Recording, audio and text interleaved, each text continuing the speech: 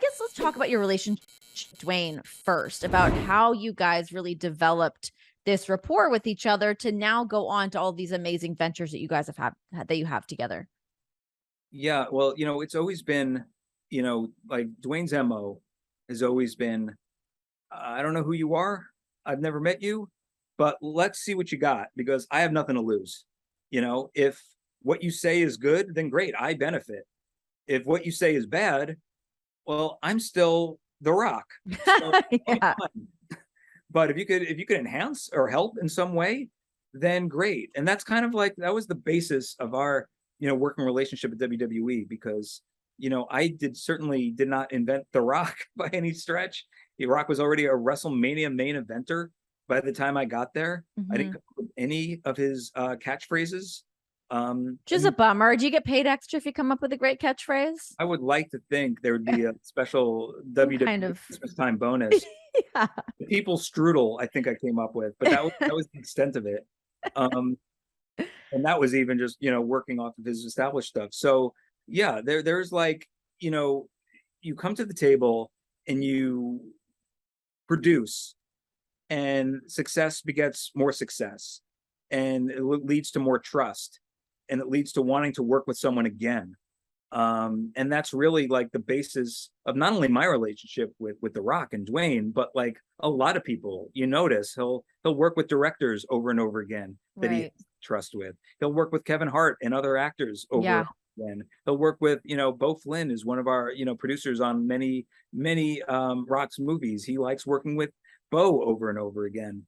Same thing, Hiram Garcia, president of $7, Danny's younger brother, works on every movie with Dwayne. So like once you get into that circle of trust and establish that like, hey, we're on the same wavelength. We don't have to agree on everything, but we'll hear each other out and what they all think. That's really the foundation of a great like working relationship and friendship.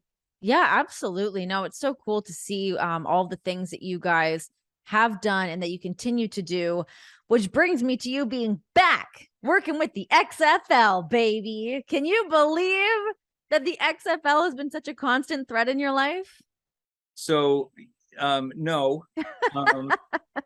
there is a chapter dedicated to the XFL, as you know, 2001 XFL. What would my cheerleader line have been? I'm a blank by day, but an XFL cheerleader by night.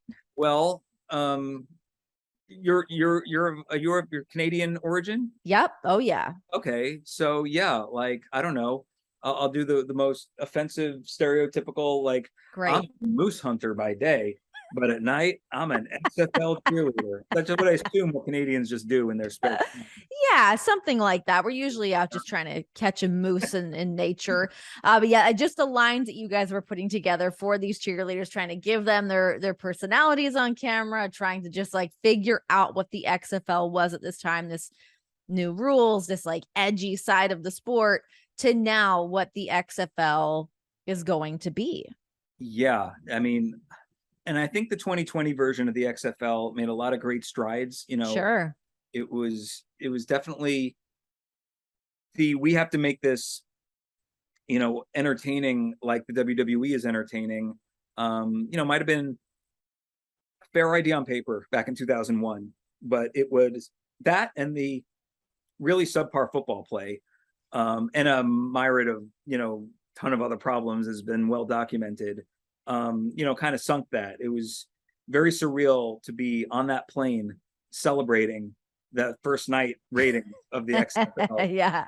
Such babes in the woods, having no idea that the Price is Right mountain climber, that then falls off if you bid too high. Oh, yeah. Yeah, that was surely coming. But yeah, it was funny. We had our XFL fun in 2001. Fun, I call it. Other people would not call it that. And then, for me, it was out of sight, out of mind. And then I saw there was a call on our, our Outlook, on our calendar, saying that like Danny Garcia wants to have a conversation about the XFL. And when I saw it, I called one of the members of our team who put the meeting together, and I'm like, I think you guys messed up. I think you mean NXT. We're doing something with NXT. And then she's like, no, the XFL, it's right.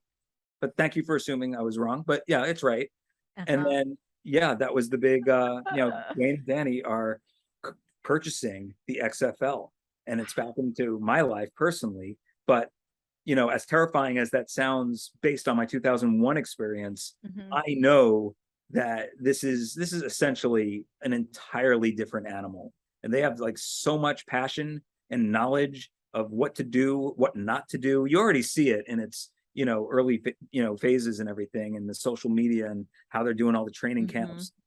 That's the good thing that's the best thing I think about the 2001 XFL, is that it provided a blueprint of how not to start Yeah. in a football We're league. in the red over here. Let's bring it back the other side, see what we can do. Yeah.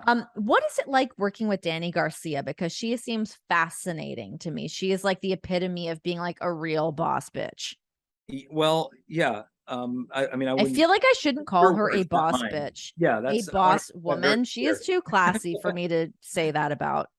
I mean, I'm not, people are going to say, oh my God, he's saying that because he's of their employ or whatever. But she is legitimately the smartest person I've ever encountered or known. Like she just has an approach to everything that, like in WWE, a lot of it is very knee jerk and very reactionary. Mhm. And you're like, well, that's an idea. Well, what do you got? Okay, well, I do, and her approach to business, to relationships, to everything she does is just so elevated and so like Yoda-esque isn't a word exactly. It's just like I never would have thought of it that way. Like I need that more friends like that. yes, we all do. Yeah. Because my reaction to things, especially at WWE, was like, well, that's stupid. What's stupid about it? I don't know. You're stupid. Yeah. It can get like that real quick. You're like, I don't know. I hate this. I hate you. Leave me Yeah. alone. Well, Yeah. you got anything else? No. Well, then shut up. Just her worldview is her like superpower of seeing the big picture and nurturing people and making people feel valued and respected and everything. Yeah.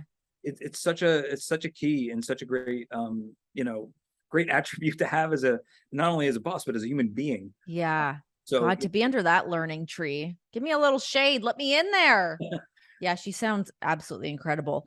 Dark Side of the Ring, for you guys to be pairing with them. $7 pairing up with Dark Side of the Ring, doing Dark Side of the Territories. Give me a little rundown on what's going on with that, because I'm a huge Dark Side of the Ring fan, as I think anyone from the wrestling business is. Even friends of mine that don't know about wrestling, I'm like, okay, if you don't know about wrestling, go and like just watch a little bit of this, because if you aren't interested in that, come on, it's juicy. yeah, no, I mean, look, this show originated due to the fact that Dwayne was a big fan of Dark Side of the Ring Mm-hmm. and would post about it. And when someone with 300 plus million, followers, it reads a post that gets attention. Mm-hmm. And when I saw the post, even though I'm not on Instagram, I probably should be. Yeah, I know. I tried to tag you for your book, and I was like, I I don't think know he's I'm on sorry. here. Twitter, I did that. Yeah, you're on Twitter. I got the Twitter. That was a Danny A thing. lot of Mets content on there though, but Well, I mean, this is the okay. way to do it. Yeah, when we started full time at $7, like Danny said to me, like, look, you should have a social media presence. I know that wasn't the thing in WWE. Instagram or Twitter, you should probably pick one of them. And knowing you, you'd probably like Twitter a lot more than Instagram. We need more Brian Gewirtz selfies. Get them out there. Oh my God. So yeah, that picture section in the book, by the way, that was a struggle to find the pictures.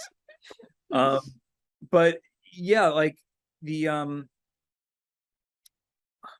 what am I've completely blanked for a second. This hasn't Hey, happened. that happens. We're not live. It's all right. We're not Oh, live, Dark pal. Side. So Dark Side, I noticed the post and was like, I like that show too.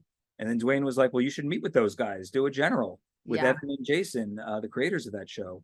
And we did. They're great dudes.